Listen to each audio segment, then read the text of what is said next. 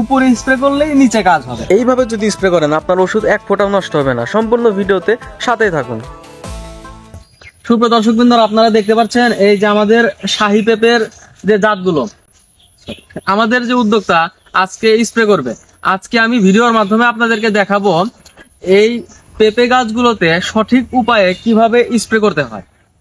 আচ্ছা, সঠিক উপায়ে স্প্রে করার আগে আপনাদের আগে যে বিষয়ে জানতে হবে সেটি হচ্ছে, দেখুন গাছের পাতাগুলো, এটি অনেকটা মোজাইক ভাইরাসের মতো হয়ে গেছে। গাছের পাতাগুলো আপনারা একবার দেখুন। এই পাতাগুলোর জন্য আমরা যে ট্রিটমেন্ট করেছি আজকে সেই একই ওষুধ আমরা প্রয়োগ করব। দেখুন বুড়ো পাতাগুলোর অবস্থা আর দেখুন কচি পাতাগুলোর অবস্থা। এখানে বোঝা যাচ্ছে যে গাছটি সুস্থ হয়ে গেছে। আমরা সুস্থ হওয়ার পরেও একই ডোজের ওষুধ আবার প্রয়োগ করব।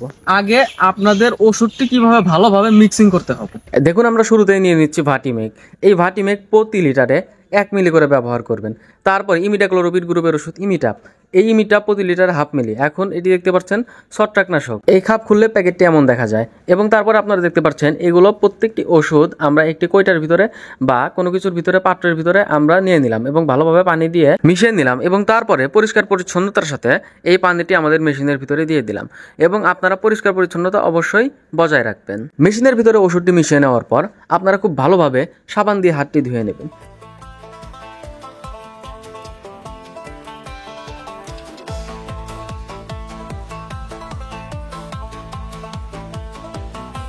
এখন আপনার ওষুধটি রেডি এবং আপনি এই ওষুধ নিয়ে বাগানে গিয়ে স্প্রে করতে পারেন।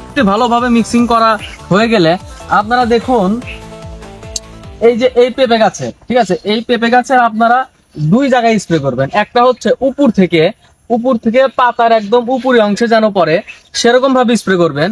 আর একটি উপায় আপনি স্প্রে করবেন, সেটি হচ্ছে এই যে কচি পাতা যেখানে আছে সেখানে জাস্ট 2টা ঠাসি মারবেন, ঠিক আছে। আর হচ্ছে উপর থেকে স্প্রে করে দিবেন। আর আরেকটা বিষয়, সেটি হচ্ছে অনেকেই বলে যে পাতার এই সাইডে স্প্রে করেন, এই সাইডে স্প্রে করেন। আসলে এই সাইডে স্প্রে করলে কোনো উপকার হয় না। মূল বিষয়টা হচ্ছে আপনি যখন পাতার উপরে স্প্রে করবেন তখন পাতা তার ক্লোরোফিলের মাধ্যমে সে ওষুধটাকে খেয়ে ফেলবে। ওষুধটাকে খেয়ে ফেললে গাছটাকে বিষাক্ত করে ফেলবে।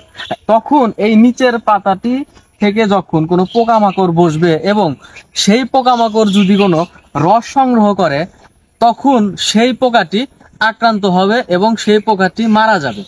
তাই আসলে আপনাদের পেঁপে গাছে অথবা যে কোনো গাছে স্প্রে করার সঠিক পদ্ধতি এখানে না।